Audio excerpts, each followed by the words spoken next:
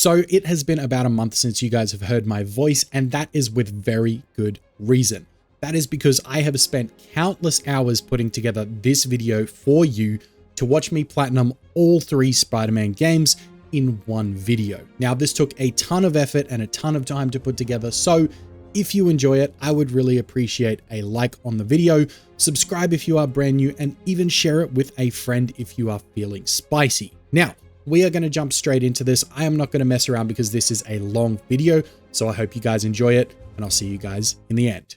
Now, the journey starts off like any other Spider-Man game. We jump in, we find out how to web swing, we run around the city for a little bit, and then we come to our first mission. Now, the early stages of the game is pretty much just getting you used to the controls. So let's fast forward a little bit where we find our first boss fight with Fisk, or Kingpin as a lot of you may know him, and this is where we get our first trophy. Now, I am playing this on spectacular difficulty, which does pose a challenge in a lot of situations, considering I haven't played this game in a long time since I had a PS4, and I'm actually just learning the controls again, plus playing on spectacular difficulty is a challenge in itself. So bear with me while I get through this fight and get our first trophy.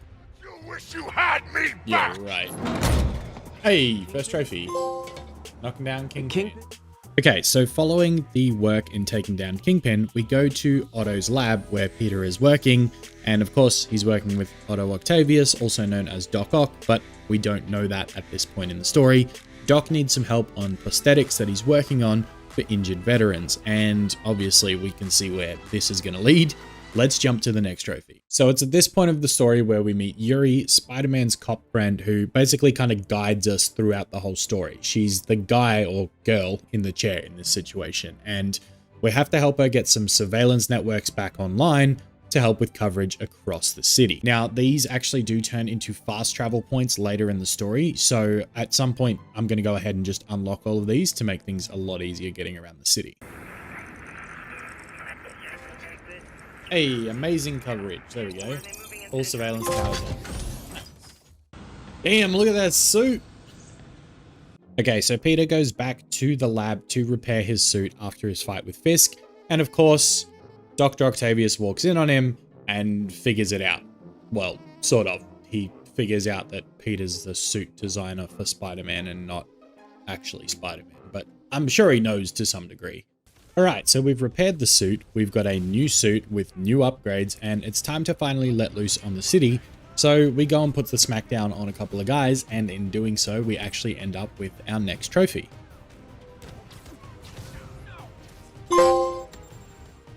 Now, we wrap up the bad guys, take a photo of this big building in the middle of the city, and we unlock our landmark challenges. Now, we will come back to this because I will do this later in the video. It is for another trophy, I just don't want to do it right now. So fast forward from that, we go to meet Aunt May at the Feast Center, which is a homeless shelter for people in need. And we actually also get introduced to Mr. Lee, who is one of the main characters of the story. Now, whether that's for a good or bad reason, we'll wait and see. But this is the first introduction, and he needs us to distract May so he can set up a birthday party or to bring in her birthday cake for her. What a nice guy, right? He's definitely not going to turn into a bad guy. Now, I'm just going to come right out and say this at the beginning because I think everyone can agree with me. All of the Mary Jane challenges in this game suck. They are the most boring and draining missions in the entire game, and they could have done without them. So for me, who's about to play Miles Morales and Spider-Man 2, I really hope they have removed this kind of challenge, or at least found a different way to do it so that it's more engaging. I just wanted to put that in there. Let me know if you agree in the comments. Back to the video. So after helping MJ escape the situation she put herself in, Peter and MJ end up out on a date, having dinner and reminiscing. And we actually get a really cool cameo appearance from Stan Lee, may he rest in peace, which I thought was just such a nice feature to add to the game considering he is the creator of Spider-Man. Now, fast forwarding a little bit ahead here, Peter finds out that Shocker has escaped from the raft. He also ends up going to visit Mr. Lee to get an assessment, or I guess his opinion, on what these masks are that the demons have been wearing. And then on top of that, we do also head back to Otto's lab, where he's finally putting the prosthetics to use on an injured veteran. Now, this is short-lived because Norman Osborn comes in, basically scraps the whole project and says, if you want to continue, you've got to do it at Oscorp. Now, obviously, Doc Ock doesn't want to go and do that, but it leads to a lot of tension in the room. and then we find ourselves in the next part of the story. Now at this point, it's been a good couple of hours since I've actually had a trophy, so I'm kind of itching to get one, and we actually get it on this next part of the story. So we have to go and defeat Shocker once again because he has escaped, and in doing so, we ended up getting King of Swing, which was for traversal benchmarks, and also the Shock and Awe trophy, which is basically a story trophy just for defeating Shocker again. Now, it was only a few minutes later where I did get another trophy, which was called Wing It, and it was another traversal benchmark, basically just for scaling the rooftops of the city. I don't know what I actually had to do specifically to get this, but it's there, and now the story starts to pick up where we meet Jefferson Davis. Now, Jefferson Davis is a cop who needs help to infiltrate and investigate this warehouse, and turns out that he is none other than Miles Morales' father. And in a little bit of an attempt to get together and help each other out, they do run into some trouble. Spider-Man fights his way out of it. Jefferson Davis ends up coming out looking like a hero because he saves Spider-Man right at the end. Spider-Man has to stop a truck from running off into a train, and basically when he does stop it, another truck is coming towards him, looking like all else is going to fail. Of course, Officer Davis comes through, saves the day, and T-bones the absolute crap out of this truck. It's actually a really sick scene, in my opinion. But once it all happens, Jefferson Davis is then presented with a Medal of Valor or Honor, or I don't know what it actually is. I don't know what the medals are specifically, but he's presented with an award to say thank you for his service. Now that puts us into a new part of the story, and this is where it gets really juicy. Now, I honestly thought there would be a trophy pop at this point because what Officer Davis just did was sick and deserves a trophy, but in saying that, we do get a call from a familiar face or a familiar friend of Black Cat. Now, she has basically said, come to this rooftop, I have something to show you. And once we get there, we do actually get another trophy. Now, it's at this point where we're introduced to Howard, the Pigeon Man. I'm not going to tell you about him just yet. We will talk about him later on in the video.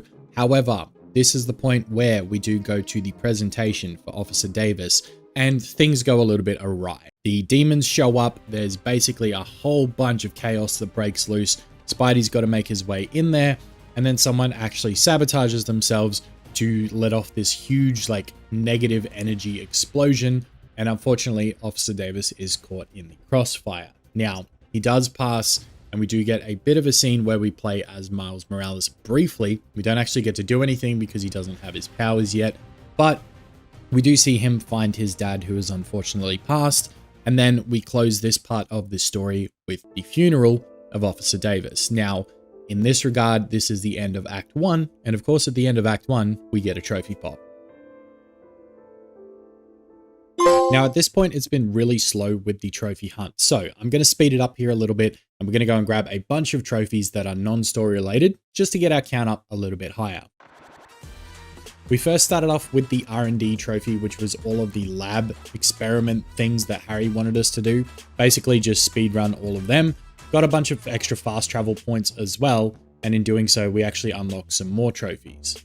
So I quickly went and grabbed the R&D trophy, which is for completing all research stations, and my plan from there was to go and get the Black Cat trophy, which was for taking all the photos of the Black Cats. Now, what I didn't realize is while I was fast traveling around the map, I actually earned another trophy, which is called Born to Ride, which is for fast traveling 5 times.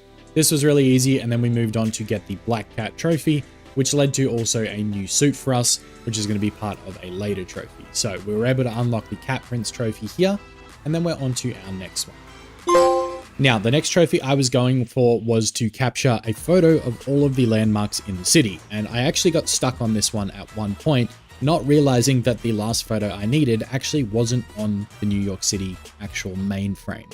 And basically what we had to do was take a photo of the Raft, which is a prison that's out on the water. And it took me forever to figure this out. I will admit I had to Google it to find it, but obviously it's done now, and we did get the sightseeing trophy for this. Now, you remember the pigeon guy I told you about earlier, Howard? Well, yeah, he basically told us that all of his little pigeon friends that he would keep in a cage escaped and they hadn't come home. So he's asked us to help him out and go and find them for him. So basically the next trophy is called Pigeon Hunter, and it's basically just for finding all of his pigeons and sending them back to him. Okay, so through the story, we find out about Devil's Breath, which could potentially cure a lot of medical things. However, it could also cause a global epidemic itself at all times, because that definitely seems like a logical play here, is to have some random guy that can't defend himself have the most powerful bioweapon in the world strapped to his hand. Of course, he gets kidnapped by the demons. We have to chase down Lee. We end up doing a stealth mission, and then we're on train with Lee, and we have to beat the crap out of him once again. Now, as far as boss fights go, this one was pretty cool. I like that it was different, being that it was in a confined area and you had to dodge his attacks coming through the train. But in terms of overall boss fights in the game, I don't think this was the best one. And obviously the one towards the end is going to be the better one. But I do think the fights where you were taking on multiple people at once were more challenging. So that's just my thought. I don't know if you guys agree, but it was a cool idea. I just feel like it wasn't a proper boss fight, if that makes sense. So we've defeated Lee, and the Devil's Breath does get secured by Sable, which is the private security company hired by Norman Osborn. So everything seems like it should be back in order now, right? Wrong. A bunch of people have escaped from the raft. Shocker's back. And basically we have to go and save Yuri in a helicopter that's about to go down. And then we've got to actually stabilize the raft as well. So there are a ton of prisoners that have escaped. So we go and clean out that area next. So once we've taken out the prisoners on the raft, we actually get this really cool chase scene with Shocker. And basically it's up through buildings, around the outside of the raft, swinging and chasing him down just to get to the point where we get absolutely leveled by the 6 villains in this game. And I really like this. Seeing them all come together and assemble together is awesome. So this is the next part of the story. And we do also get our next trophy pop right here, which is for finishing Act 2. So in the beginning of Act 3, Norman Osborn basically releases Devil's Breath over New York City, causing a bunch of people to get sick. Our plan is to get the serum, and we've got to figure out where to get it from. But before we do that, we have to take down all of the 6 villains in this game. So we start off with Vulture and Shocker, and this was actually a cool fight. Like I said earlier, I love taking them on 2 at once. Whoa, pause. It was fun fighting these 2 bosses at the same time. Let's put it that way, because that's much better wording. Now, at this point, I know what you're thinking. There's probably a ton of trophies still to get, and you would be correct. But they all come in pretty quick succession here, so let's fast forward. We do actually get a trophy for beating Shocker and Vulture, and then all of the other bosses that we defeat as well, we get a trophy for them too. So I'm just going to show you guys those running through it now. The next set of bosses we fight after this is actually for Scorpion and Rhino. These 2 couldn't stop arguing with themselves, so I had to give them a little bit of alone time in a shipping container. And then we got our next trophy for this, and it's on to Martin Lee. Now, the Martin Lee fight in this one, I think, was definitely better than the one on the train. So I take back what I said before. I thought that was going to be the last time we fight Lee, but it turns out it's not. So this was a really cool fight. And then, of course, after defeating him, there's only one person left to fight, and that is Doc Ock. Staying positive. Defeat Lee. Let's go. Ready for your final act? Is he going to toss him off the roof or something?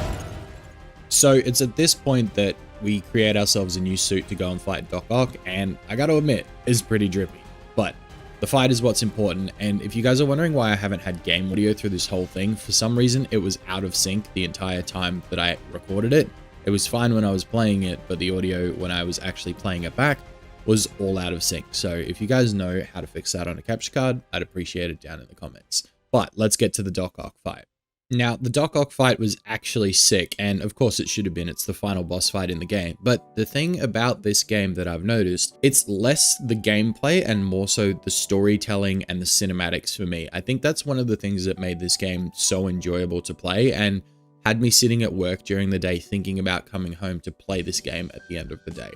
It's one of those ones that's addicting, and it has me super excited for Miles Morales and Spider-Man 2 following this. So if you guys want to see that on the channel as well, make sure you let me know down in the comments. Okay, so we've beaten Doc Ock and everything is right in the world again. We have the serum to cure Devil's Breath, and basically we are now left with the tough decision of saving Aunt May or saving everyone, because there's only enough serum there for either Aunt May immediately, or if we wait up to 24 hours for them to amplify and spread it, then they could potentially save a lot more people. Peter makes the tough decision and the heartbreaking decision to let them try and multiply the antidote so they can use it for everyone. And unfortunately, in that time, Aunt May ends up passing. And it's safe to say I was crying like a little girl at the end of this part. Again, it comes back to that storytelling, the emotion, the cinematics, everything that they've built up to this point. It had me honestly so blown away by the end of this game. But with all the emotional stuff out of the way, it's time for the exciting stuff. We find out after this that Miles Morales did get bitten by a spider, so now he has powers too. On top of that, Norman Osborn actually goes and reveals that Harry hasn't been on holiday in Europe, surprise, and he's actually in Norman's apartment in a secret area, basically in a back-to-tank, floating there waiting because he needs to be healed by something. Now, in this, it leads into the next game, and we do get our final trophy pop of the story for completing the game. Trying. Isn't that what they just did? I will find a cure of you, son. I will. I love you, son. Wait. No. So with the main story out of the way, it's pretty much just time to do the cleanup. And there's kind of two sections to this, which is the collectibles and all of the side missions. So we're going to start with the side missions, which took me about 2 hours to complete the actual main side missions of this story.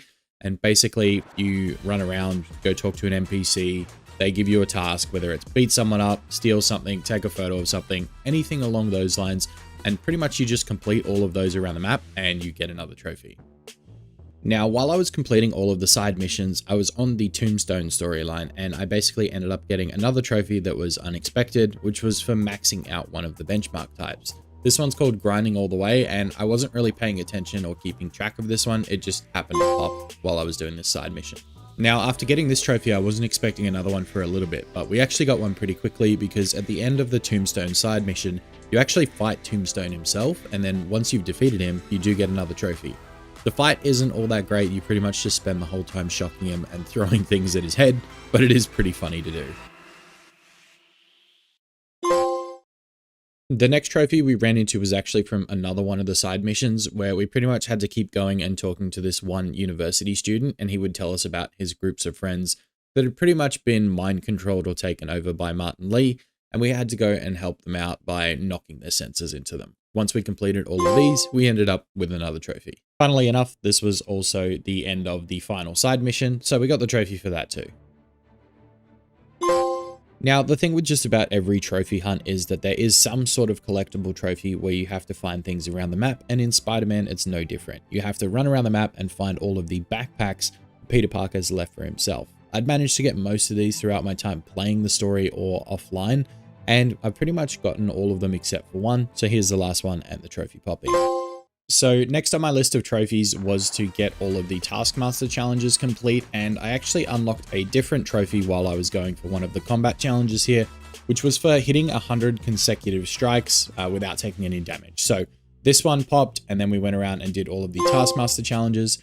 I didn't mind the Taskmaster challenges. They were a little bit difficult like the first attempt.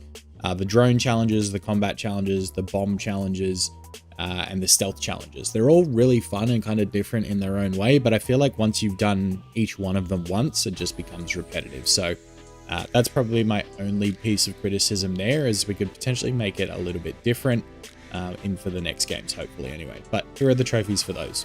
Now, with the Taskmaster challenges, there is actually extra bonus trophies for getting spectacular or better on each type of Taskmaster challenge, and also for getting ultimate on one of them too. So there's a couple of trophies that we can tick off here really easily. So here they are now.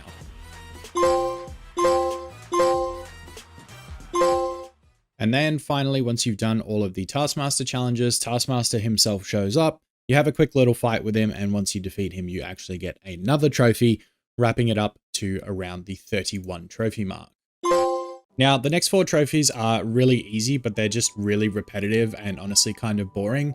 You have to clear out all of the encampments or warehouses for each of the different factions through the game. So you've got the demon warehouses, the prisoner camps, the Fisk hideouts, and also the Sable outposts. And once you defeat each of these in every single sector of the city, you get a trophy for each one.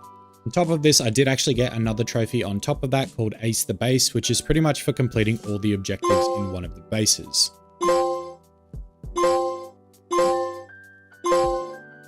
I was also able to pick up another trophy during these challenges, which was basically the trip mining 10 pairs of enemies together. It's called Hug It Out, and honestly, this was one of my favorite things to do in the game.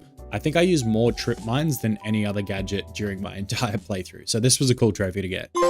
Alright, so while I was on a roll clearing out all the outposts, I thought it would be a good idea to get all of the districts 100% because there's another trophy for that, and there's a few other trophies along the way. Not only did I get a trophy for clearing my first district, I also reached level 50 in this time, so I was able to unlock the Superior Spider-Man trophy.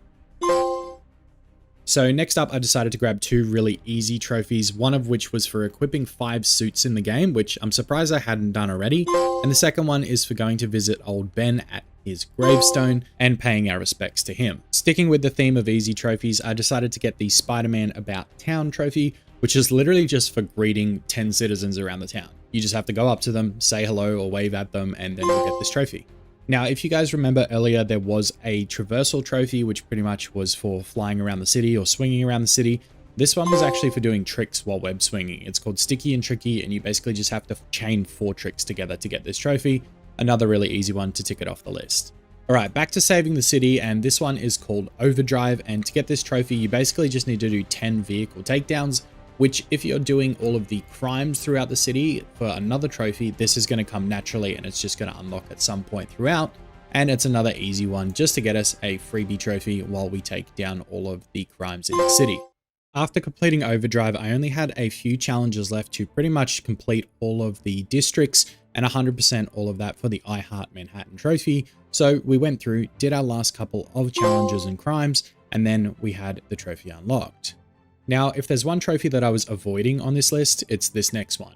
And it's basically because you had to complete one of the enemy bases without taking any damage. This one's called the Untouchable Spider-Man, and I kid you not, this took me so many attempts to complete. I was getting so frustrated, and eventually I figured out you could kind of cheese it by standing on this staircase and using a lot of your web gadgets just to take out enemies as they came towards you. So I don't know if you guys would count this, but this was the easiest way I could figure out how to do it, because I tried many times before and there was a lot of choice language said in those attempts. So this is me getting the trophy pop. Now, as if I wasn't miserable enough after the last trophy, I decided to back it up with another one that I'd been avoiding, which is the Bit of a Fixer-Upper trophy. And basically this is for completing all of the lab experiments. And it took me a good 45 minutes to finish all of these. And that doesn't seem like a long time, but when you're doing the same thing over and over again, it gets really annoying and frustrating. So I'm glad that this trophy is over, and I really hope I never have to do these again in Miles Morales or Spider-Man 2. Now, with 4 trophies left to go, I upgraded my gadgets to completely have everything maxed out, which gave me the full Arsenal trophy, and with that done, there's only 3 left to go. Now, the final 2 trophies that I needed was for unlocking all suits and then perching atop Avengers Tower. So I wanted to end with the Avengers Tower, so I went to unlock the remaining suits. I knew that I had to get the secret ESU suit by taking a bunch of secret photos around the city, so I went and did that first and then I came back. But before I knew that there was an extra suit that I needed, I thought I was done. So when the trophy didn't pop, I was a little bit confused. So I decided to go back through all of the suits to see which one I had missed. I thought the comic book suit had been unlocked, but it hadn't. So I went and did another challenge to get some extra tokens and then unlocked that. But here's my reaction to realizing that it wasn't unlocked. Oh, I'm actually dumb. Now with all of the suits unlocked, there was only one thing left to do to get my platinum trophy, and that was go and look at the beautiful view from atop of Avengers Tower. Yeah. Attention units, an armed robbery was just reported. Hero for hire? A mile over. Yeah, let's go. Be greater. You have collected all trophies for Spider-Man. Let's go. Next up, of course, is the Spider-Man Miles Morales DLC. Game. Now, I did have fun with this platinum and it kept me entertained for a few hours. However, I do have some problems with it. The game gives you most of the usual Spider-Man trophies like the first game did, but one of my biggest gripes was being forced to play through the game a second time on New Game Plus. Now, I know the story is short, but it just made this platinum drag, and it was so boring to play through it the second time. after I'd already done everything on my first playthrough and knew exactly what was going to happen. But nonetheless, let's go through the 50 trophies needed for the Miles Morales Platinum. Our first 2 trophies begin with the story. One of them is missable and one is not.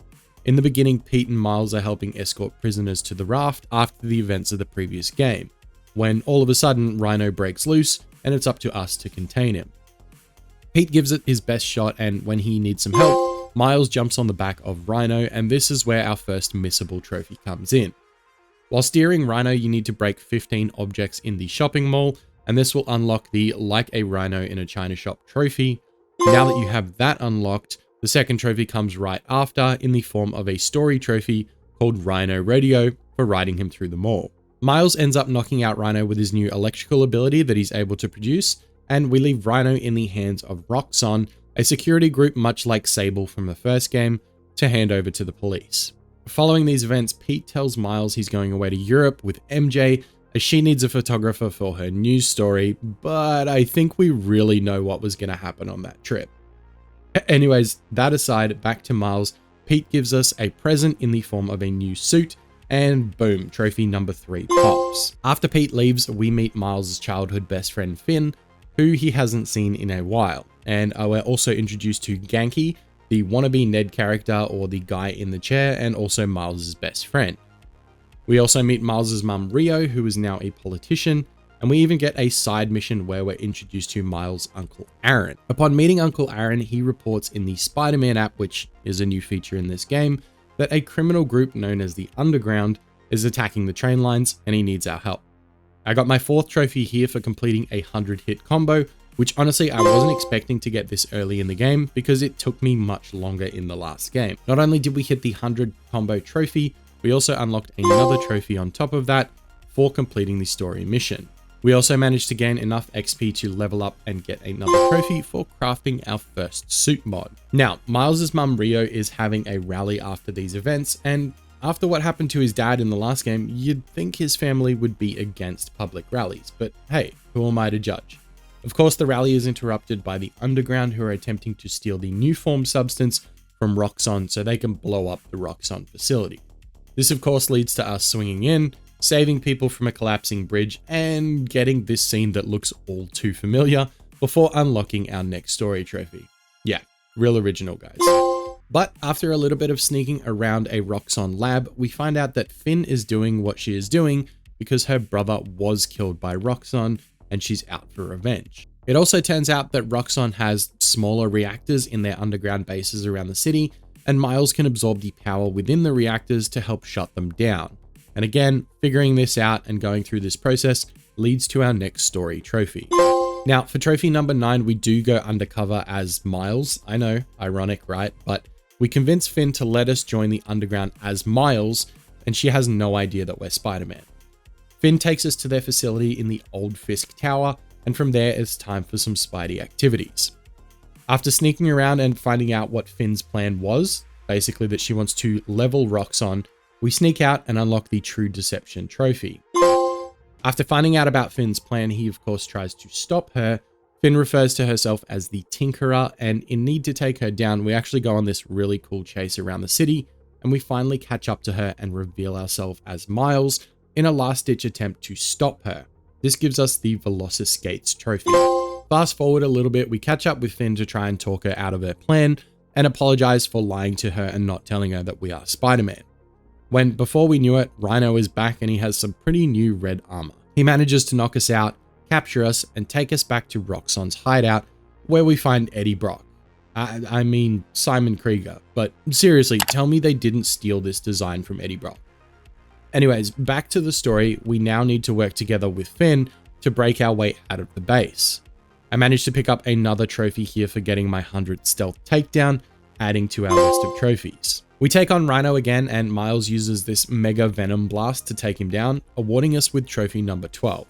But then trophy number 13 actually came as a side mission, taking out some criminals in Harlem. This was kind of a random side objective and just popped up as we were going. So before we knew it, we were being attacked by the Prowler, who is actually Miles Morales' uncle, his Uncle Aaron that we met earlier in the game.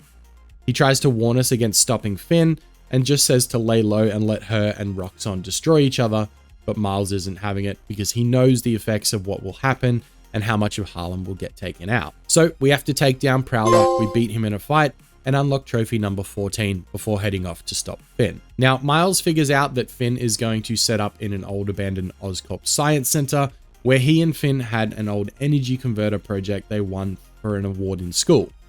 We head there, clear the guards, and are taken into a flashback scene of Miles and Finn as younger kids.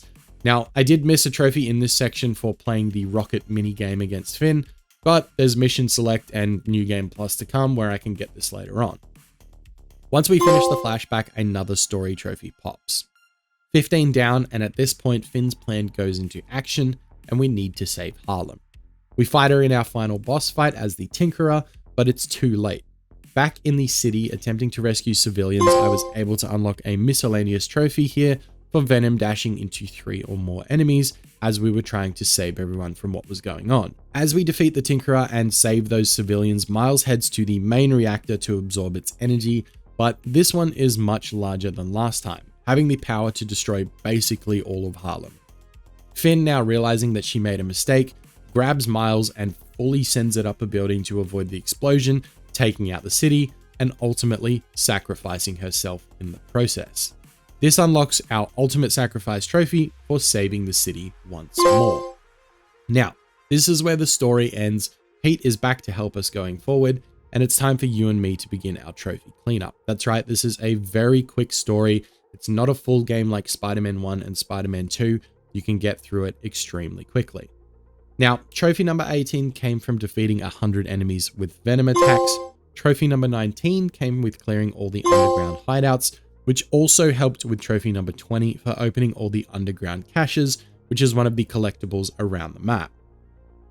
Trophy number 21 was for crafting a visor mod, and yes, I probably should have done this sooner, but I was just focused on getting through the story. Trophy number 22 was for scrolling through the social feed after the main story, and as I was searching for all of Finn and Miles' time capsules for another collectible around the city, I unlocked a trophy just for being on a boat. It's funnily enough the location of the last time capsule I needed as well, so I unlocked 2 trophies really easily back to back. After this, I focused on getting another collectible trophy for all of the sound samples around the city, which his uncle Aaron and his dad had put there when they were younger.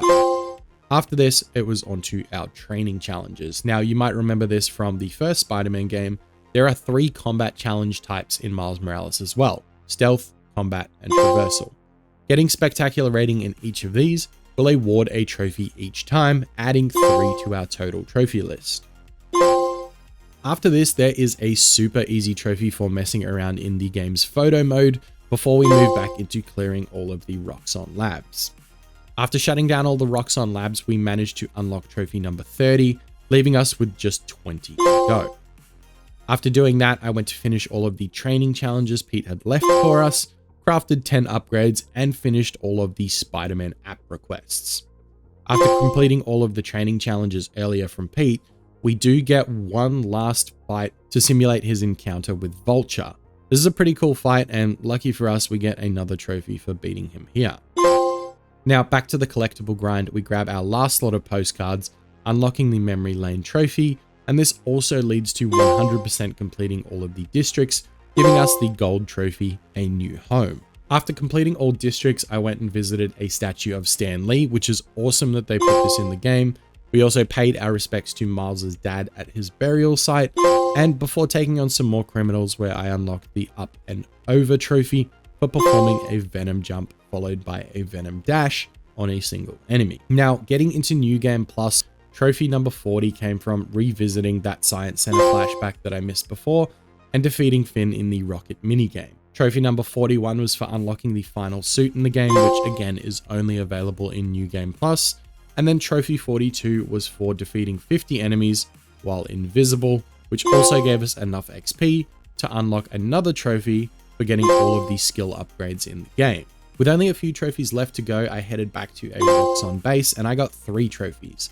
One for performing 25 wall takedowns, another for clearing a base undetected, and a third for performing 25 ceiling takedowns. Now, with only 3 trophies left to go, I went and completed all bonus objectives for every crime type. If you're struggling with this, you can check it inside the Spider-Man app, it does show you which objectives you've completed and which ones you still need to do, so it's an easy way of keeping track of this trophy. Next, I defeated 50 enemies with the remote mine gadget. Now, keep in mind, this took me this long because it only tracks if you use it on the mine pads, not just by shooting them directly at enemies, which I spent probably an hour doing, trying to unlock this trophy and thinking that it was bugged. So make sure you're using the actual mine pads and not just shooting them at people. And finally, the last trophy that we need before the platinum was for finishing the story on New Game Plus, and completing this gives us the platinum trophy. This game was fun to play through with a short and easy story. The trophies come easily as well. The only one that's a little bit annoying is having to fully replay it through on New Game Plus. So it's definitely worth getting, especially now because it's much cheaper and you can even get it free if you have PlayStation Plus. But my only critique is the one trophy that's tied to the full second playthrough. I don't think that's necessary. I would have been more than happy just to play through the game once, complete all the objectives, and get the platinum from there. So that's going to lead us into Spider-Man 2, which we're going to jump into now. All right, the moment you've been waiting for, Spider-Man 2. We begin this story with both Miles and Pete, as Pete has managed to get a teaching job at Brooklyn Visions Academy, where Miles goes to school. They are amid a class when we are thrown right into the action and Sandman appears. Miles and Pete rush off to where Sandman is, and we get our first gameplay bouncing back and forth between the two characters, which we will see for most of the game. Now, upon defeating Sandman, we get introduced to a new villain by the name of Kraven, and also receive our first trophy. Now, starting a game off with a boss fight is an interesting idea, and something that I actually really liked. So I do hope if we get like a Venom game in the future or something along those lines, then potentially we can have this as well. But nonetheless, Sandman was a really fun fight. You bounce back and forth between Pete and Miles, like I mentioned, and these sort of things are what make a game unique. I was not expecting a boss fight this quickly or this early, so it caught me by surprise, and it was something that excited me. I really like this for our first trophy. Now, after getting the first trophy, we are back at Aunt May's house, where at this current time, Pete is still living, and of course, still struggling to pay the bills.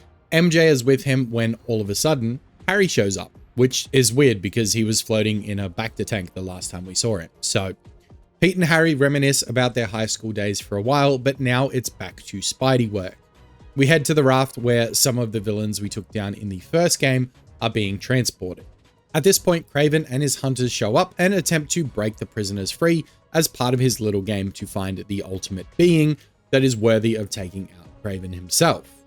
Now, Kraven captures Martin Lee from the previous game and Scorpion, and we now need to figure out a way to get them back to the raft. Pretty soon after this, I was swinging to my next objective when another trophy popped simply for performing 30 air tricks in a row without touching the ground. This one's super easy and is just done naturally if you're messing around and doing tricks in the air. Now, after reuniting with Harry, he shows us the facility that he has founded to continue out his mum's work in making the planet a better place. But something feels a little bit off. Thinking nothing of it, Pete, Harry, and MJ head out to the carnival for the night to have some fun and decompress, when all of a sudden, Kraven's hunters show up. And again, attempting to capture a now retired Tombstone, who we also remember from the first game. Now, during the fight with Kraven's hunters, the Ferris wheel breaks loose and knocks the roller coaster off the track. Pete quickly grabs the roller coaster, but the Ferris wheel is still collapsing, which is when out of nowhere, Harry appears and catches it, discovering he has the symbiote known as Venom running through his body. Now, the next day, Pete and Harry team up for a little bit. They save Tombstone from Kraven's hold, but he still has others trapped, like Dr. Connors. Now, Dr. Connors is, of course, Lizard, so he is our next person that we need to save. In an attempt to break out Dr. Connors, Pete gets seriously injured to the point where it looks like the story could end early. However, the symbiote inside Harry senses this and actually jumps to Pete, which is really cool. It heals his wounds and it gives him incredible strength and brand new abilities, which made for some awesome new combat moves. For Harry though, losing the symbiote puts him back in his cancerous state, so they now need to find a new cure for his illness, and this is where we receive our next trophy for obtaining the black suit. After obtaining the black suit, Pete and Harry head back to the lab to work on finding this cure. Now, as far as Harry's illness is, it's pretty life-threatening, so they need to act fast. But during this time, we switch back to Miles to run a few side missions. After finding some stolen instruments, we find the My Community trophy for completing the Hard Bop questline, which is basically just helping out his mum with getting back these instruments that have been taken. Jumping back to Pete though, we find Lizard and we get our first boss fight because Lizard has been turned back into his predator form thanks to Kraven. So we get a boss fight with Lizard playing as Pete and it's not too hard, it's a pretty easy fight, other than a few of the attacks being a little bit more difficult to dodge, but nonetheless, you do beat him in the end. This leads us to find out exactly how he lost his arm in a flashback sequence, and exactly where the symbiote came from in the first place, gifting us our next trophy called Medicine. Now, fast forward through one of Spider-Man 2's slightly improved MJ sequences, and she is off to help Pete as the black suit starts to take over. Flip over to Miles again, and he is fighting off Martin Lee as Kraven decides to pit them against each other to see who is stronger. During the fight with Lee, we receive our next trophy called Overdrive for using reverse flux on 6 enemies at the same time, which was one of the moves that Lee was using in the fight. Now, what Kraven wasn't expecting was that Miles would actually help to save Lee and help him escape, leading to our next trophy called Another Way. But again, we're flipping back to Pete now. Like I said, it's going to go back and forth quite a bit in this game, and I really like that it does this because it keeps it fresh. Going back to Pete for a minute, he has managed to find Kraven, and the two are going at each other. Kraven versus Black Suit Spidey, and we get a chance to fight him, only to be interrupted by Miles after he escaped the pit that Kraven put him in. We now get an absolutely crazy fight scene, which I was not expecting, and that is to fight Pete in the black suit, playing as Miles Morales. This fight was actually way more fun than expected, as you had to focus on ringing the bell to cause damage to Pete, but he could equally as fast web up the bell to make it stop. So eventually, after doing this enough times and fighting Pete, he manages to rip the symbiote off himself and capture it in a tank, which leads to our next trophy. Now that we've got the symbiote captured, we head back to the lab to attempt to destroy the symbiote, and of course it happens to escape from containment once again, reinfecting Harry when he now turns into none other than the full form Venom himself, whereas previously he was just a shell of this. So this is where things start to heat up, and we get probably the coolest sequence in the whole game, playing as Venom, tearing all the way through Oscorp security and getting a glimpse of what we can probably expect from the upcoming Venom game. Now, while playing as Venom, we even get to see him take out Kraven before painting the world black with his symbiote, giving us our next trophy called Leave Us Alone. With the symbiote nest spreading, Pete and Miles do what they can to take them out before receiving a call from MJ that she is in trouble. Pete rushes to MJ's side, as any good boyfriend would, to find Harry, who not only has transformed into Venom in front of MJ, but also, during this scene, infects MJ to the point where she turns into Scream, another main symbiote that, if you know anything about Venom's universe and his lore, then Scream is another symbiote herself, and this was one of the characters that we actually saw in the recent Venom movie as well. This was such a sick scene, and Pete obviously blames himself. They get into a fight. Harry's not listening, so he disappears and runs away, and we get to have a full-on fight with MJ. So a boss fight, Pete versus Scream, or MJ in this situation, and it actually took me a little bit longer than I was expecting, because it did take me out a couple of times. I needed to do a few attempts, but we eventually won and got the bronze trophy named I Quit. Now, the next sequence following this shows Martin Lee and Miles Morales swinging through Pete's mind because they need to find the source of his pain. Now, when they come to the conclusion that Pete blames himself for his Aunt May's death, Miles comforts him and helps him to see that it wasn't his fault. This revelation heals Pete's mind and obviously does also help with the fact that the symbiote was taking over his mind, and Martin Lee decides to do something that I was not expecting. Lee forgoes his powers to instill them into Pete, thus creating the anti-Venom suit and unlocking the Antidote trophy. The anti-Venom suit is extremely cool white and black suit, giving us new abilities that are going to help us take out the symbiotes, for the rest of this game. Now, after making quick work of some smaller symbiotes with the new anti-venom suit and getting a little gameplay demonstration of what we can expect, we make our way to fight Venom himself. We get this really cool multi-level fight with Venom at the high school that Pete and Harry attended together. After Pete does this job damaging Venom, it's time for Miles to step in. So again, back and forth between the two in this fight, which is really fun. However, as we start as Miles, Venom evolves and grows out his wings, which looks absolutely epic, but it is a shame that this fight was pretty one-dimensional. Similar to how you fight pretty much all of the other flying enemies in this game is what we had to do for this face of Venom. But it was still cool to see Venom in this state.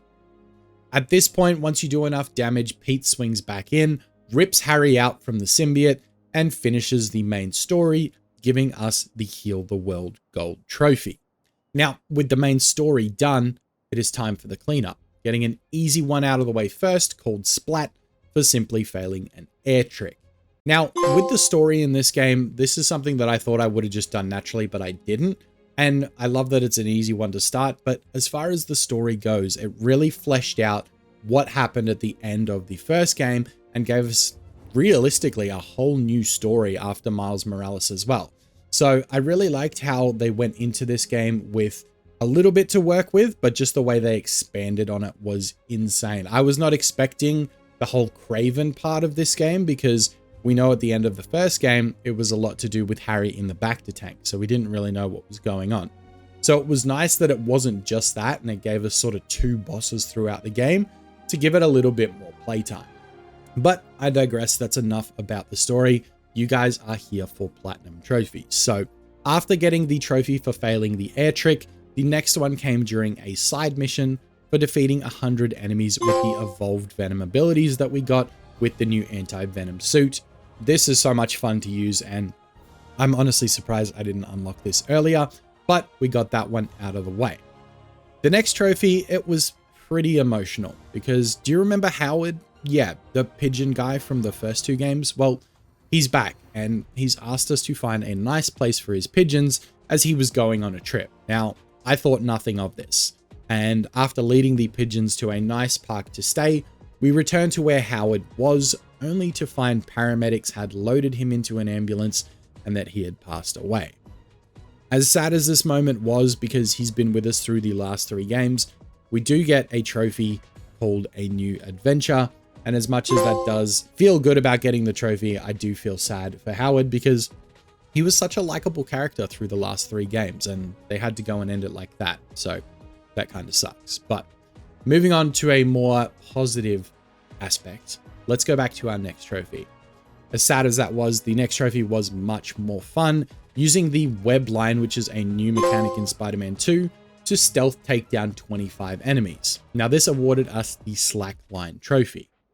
Right after that, we finished all of the Sandman side quests, giving us another trophy, and then switching from the anti-venom abilities back to the Spider-Man arms allowed me to get our next trophy for defeating 100 enemies with said arms. Then this was bound to happen just by playing the game, but again, you've got to do it with the anti-venom suit and those abilities, as well as the spider arms that you begin with. So nice little double up trophy there. Next up, I tackled a super easy one for capturing all the photo ops around the city. You guys know this is kind of a staple in the Spider-Man games at this point. So I only had a few left to do because I was doing these throughout my story playthrough as well. So that made this nice and simple. Another one of the interesting side quests in this game is the Flame storyline, where we run into Yuri from the first game. You remember the cop? Well, she's not exactly a cop anymore. She is now a crime-fighting vigilante, just like us, which is kind of weird, but all right. And after tracking her down and stopping the Flame through a series of missions, we are given our next trophy. Now, this storyline was really interesting. I liked that it led to, I guess, hinting at Carnage coming in the future. So whether that's in another Spider-Man game in the future or if it's in a Venom game itself, it's really nice that we got the Carnage tease coming into this game and what we can expect for the future. So this was really fun. I really enjoyed this side quest, and we did get a trophy by completing it. Our next trophy comes in typical Spider-Man fashion as well, Similar to the Miles Morales trophy, the Friendly Neighborhood Silver trophy comes for completing all of the app requests and will come naturally when attempting to 100% each district.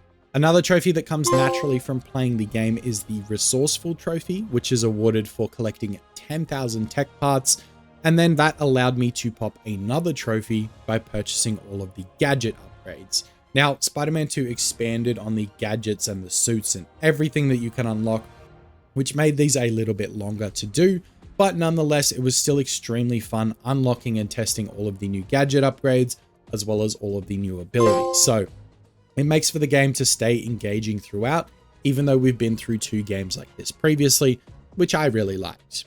Now, Miles has his own side quests to do with the school that he attends, and by helping a few different students at Brooklyn Visions, you're awarded a new suit from the students, as well as the Brooklyn Pride trophy. Now, sticking with Miles trophies, spread throughout the map you'll find Mysteriums, made by none other than Mysterio himself. No, not Jake Gyllenhaal, well, kind of, close enough, but it's this guy who I'm pretty sure also voiced Bo Dakuna in Jedi Survivor, and if you haven't watched my video on that yet, make sure to watch it after this one. But anyways, Mysterio has placed these challenges around the map in the form of the Mysterium Chambers. Come to find out, when you complete them all, it was actually the people he worked with who was sabotaging them and had Mysterio tied up in a basement. So once you complete the last Mysterium and rescue him, you're awarded the Behind the Masks trophy. Now, luckily for me, completing this also got me to the max level, which we knew from the other 2 games also gives us a trophy. But now, after getting to max level, we jump back to Peter for a minute, and I was pretty much just continuing to clear any missions on the map so that I cleaned out the rest of the symbiote nests first, took down all of the hunter bases, and finished all the EMF experiments, all of which gave me a trophy. And on top of that, I also had enough tokens at this point to unlock the final suits needed for the kitted out trophy. Now, next up, after doing some digging, we find out that the Chameleon is in town, and he is actually Craven's brother.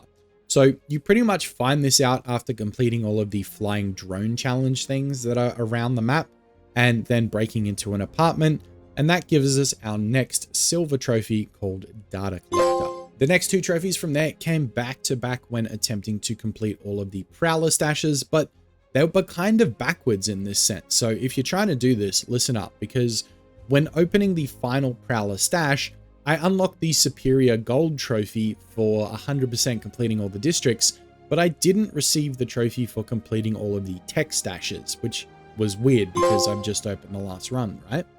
Well, it turns out there is one more scene you have to go through by returning home with Miles and finding that his Uncle Aaron has moved into the upstairs apartment from Miles' place.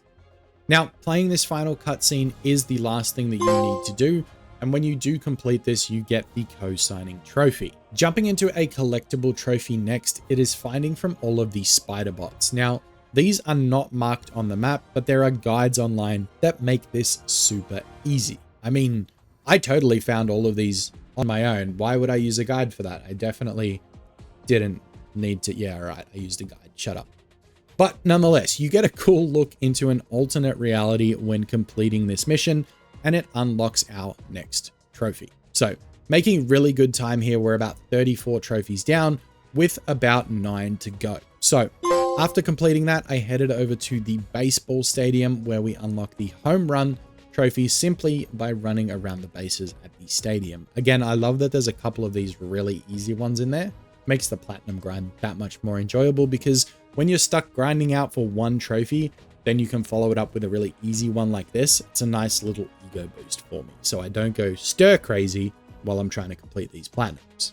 Now that I have completed my home run dreams and run around all of the bases, we then swing over to where Miles left his and Finn's science award from the Miles Morales game. This was the last one I had to complete to get enough tech parts to upgrade all of my suit tech, unlocking the fully loaded trophy as well. And of course, in typical Spider-Man game fashion, we went to pay our respects to Aunt May, the same way we had trophies for visiting Uncle Ben and Miles' father in the previous games. Now, quickly approaching the end, we have a traversal challenge for using the web wings to glide from the financial district all the way to Astoria, which was super easy. And I like that they kind of expanded out on the city in this game rather than just being New York City. You kind of got the surrounding boroughs as well. I was saying in a video on one of my other channels about the upcoming Venom game, it would be nice to take us away from New York for a little bit. And if we do have a Venom game, take us to San Francisco and base it out in that area just to mix it up a little bit. You can still use a lot of the assets that you have from New York, but make it look that much cooler and just giving us that new setting. But I digress. This isn't about a Venom game. This is about finishing Spider-Man 2. So our last trophy came from using the symbiote abilities 25 times during Symbiote Surge. And I feel like I kept forgetting to do this. I knew it was a trophy through the whole way out, but every time I got into a fight, I just always forgot to use the ultimate ability. Now, the Symbiote Surge was super overpowered, and I probably could have used it 100 more times in my playthrough. Like I said, I just didn't remember to use it, and there isn't a huge obnoxious like ultimate ready like warning that comes up on the screen to tell you that it is ready. It's quite small and in the corner of the screen, so don't blame me that I didn't see it. But again, this gives us our last trophy we needed to then unlock the also beautiful Platinum trophy. Now, Spider-Man 2 was a great game, and I honestly had a ton of fun with it. Something about the writing at Insomniac makes me want more every time I finish one of these games. I know we have a Wolverine game and a Venom game on the way, so I'm extremely excited to work through those when they release. The other thing I really love about these games is how straightforward the Platinum process is. Everything is labeled out on the map, the trophies for combat and traversal are super clear and easy to understand, and the game is just an overall enjoyable experience. So, Insomniac, keep cooking because I'm looking forward to what's coming in the future. But as for this video as a whole, this wraps up our journey of completing all 3 Spider-Man games in one video. I really hope you guys enjoyed it. This is the reason that I have been absent for so long, because this video took me over a month to make. So I hope you guys enjoyed it. And if you did, I would appreciate you leaving a like and subscribing if you are brand new. And if you really enjoyed it, share it with a friend, send it to somebody that you know that loves Spider-Man. And with that said, I will see you in the next video. Thank you so much for tuning in, and I will catch you guys next time.